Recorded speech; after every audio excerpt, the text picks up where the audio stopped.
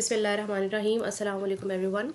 So in the last video basically we have discussed about the introduction that who was Samuel Taylor Coleridge and what he has basically described in the Biographia Literaria. We have discussed a little bit introduction of his work and we came to know that this work is a very important work in the literary criticism and it was not entertained by the critics at first but now it has a great importance.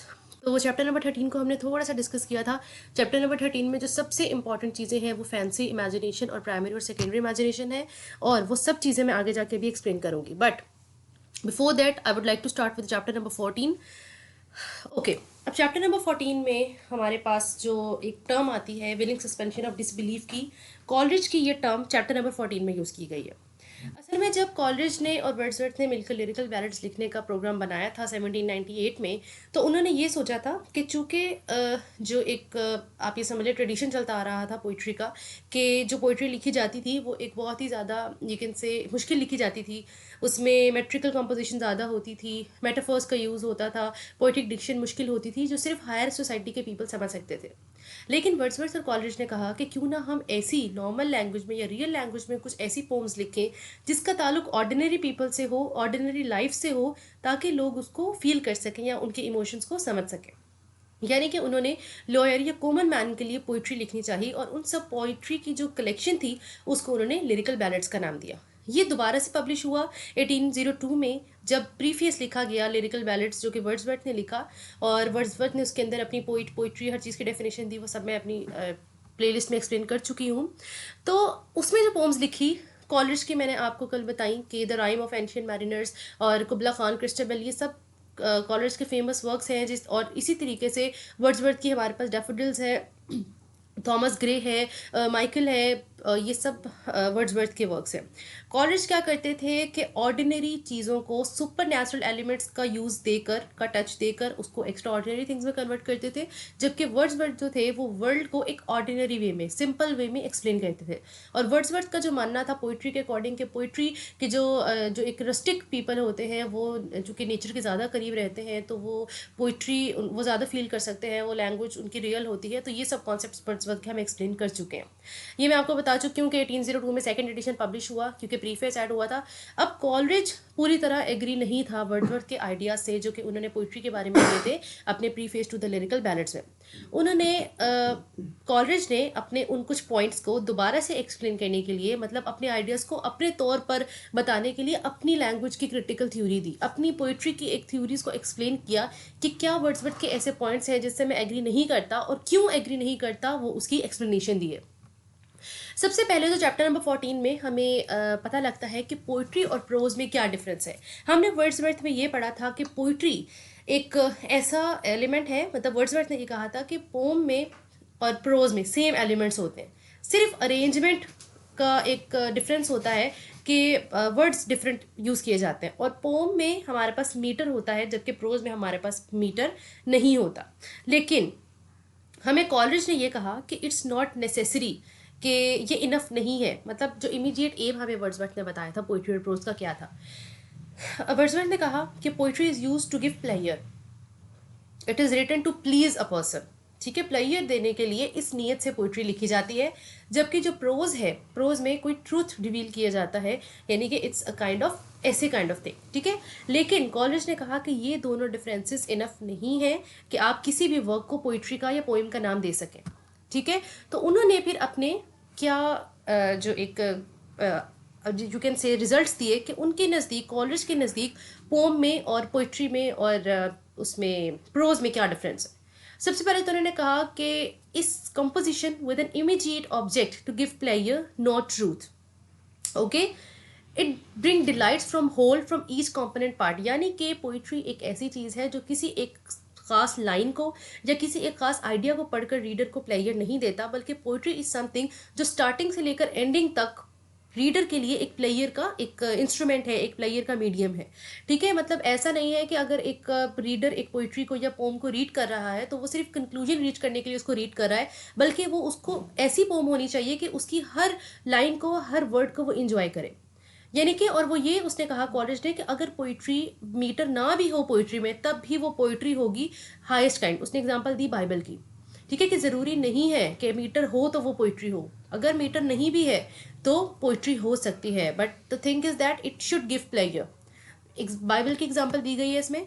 उसके बाद there are some differences between you can say fancy and imagination in chapter number 13 also, but before that मैं आपको poetry और pome में difference बता दूं। Poetry में college के according poetry is a wider term. Poetry को उन्होंने इस तरीके से कहा कि पोइट्री पोम से ज़्यादा है, इम्पॉर्टेंट है। वाई? बिकॉज पोइट्री एक एक्टिविटी है पोइट्स की माइंड की, यानी कि पोइट ने अपने दिमाग में सोच लिया, उन्होंने एक इमेज अपने माइंड में बिठा ली और किसी चीज़ के बारे में एक परसेप्शन बना लिया, दैट इज़ पोइट्री। अपने इमोशंस मतलब एक पर्सनल फीलिंग्स वो पोइट्री बन गई, लेकिन उस चीज़ को वर्बली या राइटिंग के तौर पर एक्सप्रेस करना, कहीं पर लिखना, कहीं पे एक्सप्रेस आउट करना, दैट इज़ पोम। यानी कि पोम सिंपल एक वर्ड्स का कलेक्शन है, जबकि पोइट्री जो है वो एक्टिविटी है पोइट्स के माइंड की। चैप्टर नंबर 17 पे जाने से पहले let us discuss about the fancy and imagination that is described in chapter number 13। Chapter number 14 में ये सब चीज़ें थी जो कि मैं आपको एक्सप्लेन कर चुकी हूँ। So let's get to chapter number 13 where they have described the difference between the fancy and imagination. अब आप इस चीज़ को देखें कि basically what is fancy and what is imagination. Fancy is you can say is not creative. ठीक है, fancy का मैं आपको आगे जाके बताती हूँ कि बेसिकली फैंसी है क्या। हम सबसे पहले देख लेते हैं कि इमेजिनेशन की क्या टाइप है। What is the difference between primary imagination and secondary imagination. Okay, so here it is. First fancy. अगर हम फैंसी की बात करें तो फैंसी और imagination, these both things are different. Fancy का टास्क क्रिएट करना नहीं होता। Fancy is just a form of memory, यानी कि आपने जो चीज़ सोच देखी उसको अपने माइंड में बिठा लिया। बाद में अगर आप कोई काम कर रहे हैं और आपको अचानक से वो चीज़ याद आ जाए तो डैट इज़ फैंसी, यानी कि आपको सिर्फ रिमाइंड करवाया वो एक्सपीरियंस या वो चीज़ आपको याद करवाई, वो फैंसी का टास्क है। यानी कि fancy is a mode of memory receiving all it's materials ready made for the law of association. यानी कि fancy is just a mode of memory जो कि आपको चीज़ों को रिकलेक्ट करवाती है या आपको चीज़ों को रिमाइंड करवाती है। Fancy differs in kind not in degree from imagination, और फैंसी पोइटिक नहीं होती। आपको इस लाइन की अभी मज़ीद समझ आएगी जब मैं इमेजिनेशन को डिस्कस करूँगी। देखिए, फैंसी काइंड में डिफर करती है, यानी कि फैंसी और इमेजिनेशन अलग अलग चीज़ें हैं, जबकि जो इमेजिनेशन है वो फैंसी से डिफर करती है। ये दोनों एक चीज़ नहीं है। डिग्री में इनका फ़र्क नहीं है कि एक एलिवेटेड है और एक कम ज़्यादा इंपॉर्टेंट है, बल्कि फैंसी और इमेजिनेशन एक दूसरे से काइंड में डिफरेंट है। अब हम बात करते हैं इमेजिनेशन की। हेयर प्राइमरी इमेजिनेशन जनरल है, जबकि जो सेकेंडरी इमेजिनेशन है वो जनरल नहीं है। अब मैं आपको एक शॉर्ट थोड़ी तरीके से बताती हूँ ताकि आपको समझ आए। प्राइमरी इमेजिनेशन इनबॉर्न होती है, यानी कि ये हर इंसान, हर ह्यूमन बीइंग में ये एक कैरेक्टरिस्टिक पोजेस करता है। उसके माइंड में प्राइमरी इमेजिनेशन इनबॉर्न है, इननेट है। इससे हमें ये एक पॉइंट मिला कि primary imagination is general and inborn, like it is a quality of all human beings. Second point, it resides in the subconscious mind. ये आपके सबकॉन्शियस माइंड में रहती है। मतलब primary imagination is simple imagination, जो कि आप किसी भी चीज़ को देख के कुछ इमेजिन करते हैं। ठीक है, the task is not recreation. Primary imagination का टास्क नहीं है कि वो आपके आइडियाज़ को रिक्रिएट करे, बल्कि प्राइमरी इमेजिनेशन इज समथिंग कि जो आपने देख लिया और जो आपको एक आपकी मेमोरी में बैठ गया, आपके सबकॉन्शियस माइंड में बैठ गया, दैट इज प्राइमरी इमेजिनेशन। इसमें आपको कोई एफर्ट्स लगाने की जरूरत नहीं पड़ती, बस जैसी इमेज आपने देखी वैसी इमेज आपके माइंड में बैठ गई। This is primary imagination. But when you comes towards the secondary imagination, it is not general, only the poets possess this ability. Secondary imagination poetic है और ये कॉमन नहीं है, it is not general. Now you will find the difference कि kind और degree में क्या फ़र्क है। सेकेंडरी इमेजिनेशन हमारे पास it not differ in kind but in degree. Secondary imagination kind में डिफर नहीं करती, यानी कि टाइप में डिफर नहीं करती है इमेजिनेशन से, but in degree. Primary imagination is less elevated degree, while the secondary imagination is the elevated degree of the primary imagination। यानी कि प्राइमरी इमेजिनेशन हमारे पास डाउन लेवल पे है, जबकि सेकेंडरी इमेजिनेशन हमारे पास अप लेवल, एलिवेटेड लेवल पर है। यानी कि it is elevated form of the primary imagination, better है डिग्री में। और वो प्राइमरी इमेजिनेशन हमारे पास सबकॉन्शियस माइंड में रिजाइड करती है, जबकि सेकेंडरी इमेजिनेशन रिजाइड नहीं करती, बल्कि it is basically you can से हैव अ कनेक्शन और को एग्जिस्ट, इट को exist with the conscious mind. ये कॉन्शियस माइंड के साथ को एग्जिस्ट करती है, यानी कि जो आपने सोच लिया प्राइमरी इमेजिनेशन जो आपकी है, उसको प्रोसेस में जब आप लाएंगे तो वो सेकेंडरी इमेजिनेशन बनेगी। ये रिक्रिएट करती है आपके आइडियाज़ को। ठीक है, तो इसका थोड़ा सा और डेफिनेशन देख लेते हैं जो कि कॉलरिज ने दी है। Primary imagination is the repetition in the finite mind of the eternal act of creation in the infinite I am. देखिए, इसको दो पार्ट में आप जरा डिवाइड करें। Primary imagination is the repetition in the finite mind, यानी कि आपके फाइनाइट माइंड, आपके लिमिटेड माइंड में, एक ह्यूमन बीइंग के माइंड में जो आइडियाज की रेपिटेशन है वो प्राइमरी इमेजिनेशन है। ठीक है, of the eternal act of creation in the infinite I am, यानी कि जो एक इटर्नल एक्ट है क्रिएशन का, यानी कि एक तरफ ह्यूमन बीइंग की इमेजिनेशन की बात है और दूसरी तरफ गॉड की क्रिएशन, यानी कि जो उन्होंने मटेरियल बनाया है, एक यू कैन से एक यूनिटी बनाई है, यूनिवर्स बनाई है, उसकी मटेरियल को आप अपने माइंड में उसके इमेजेस को रिपीट करना, that is basically the primary imagination, and this ability is possessed by all human beings. This is इनेट quality. जबकि secondary imagination is a power that dissolves, diffuses, dissipates in order to recreate, यानी कि आप उस material को dissolve करते हैं, diffuse करते हैं और डिसिपेट करते हैं विद द को existence of your conscious mind.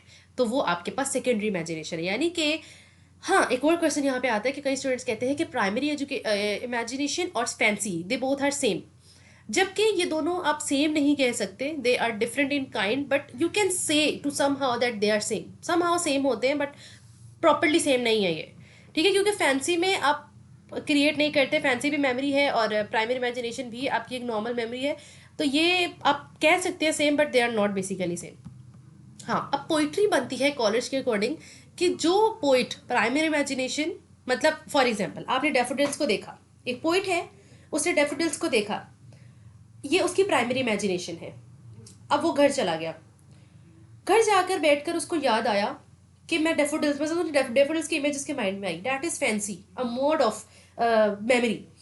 फिर उन्होंने लिखना शुरू किया and he basically recollects the ideas, he dissolves, dissipates, diffuses the ideas of the mind or the about the image of the daffodils, और फिर जो लिखेगा वो होगी poetry.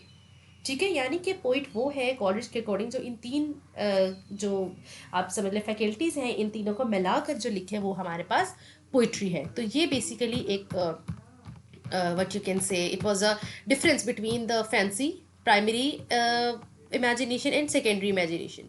So in the next video we will be describing inshallah chapter number 17 and chapter number 18. Chapter number 17 और 18 आगे easy हैं, but 17 is a bit long, क्योंकि 17 में एग्रीमेंट्स और डिसएग्रीमेंट्स हैं वर्ड्सवर्थ के और कॉलेज के मतलब एग्रीमेंट्स इस हवाले से कि कॉलेज किन चीज़ों से एग्री करता है, वर्ड्सवर्थ किन चीज़ों से नहीं करता, वो हम सारी चीज़ें आगे देखेंगे। इस वीडियो के लिए इतना ही। So if you like the video then like it, और if you have any kind of question then you can ask in the comment box.